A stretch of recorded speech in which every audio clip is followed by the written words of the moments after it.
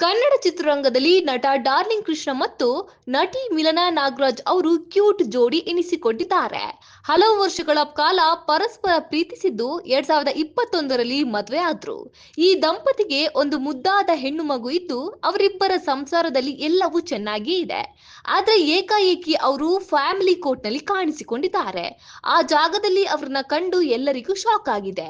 Darling Krishna ಅವರು mask ಧರಿಸಿ family ಕೋರ್ಟ್ನಲ್ಲಿ ಕಾಣಿಸಿಕೊಂಡಿರೋ ಫೋಟೋ ಸಖತ್ ವೈರಲ್ ಆಗ್ತಿದೆ.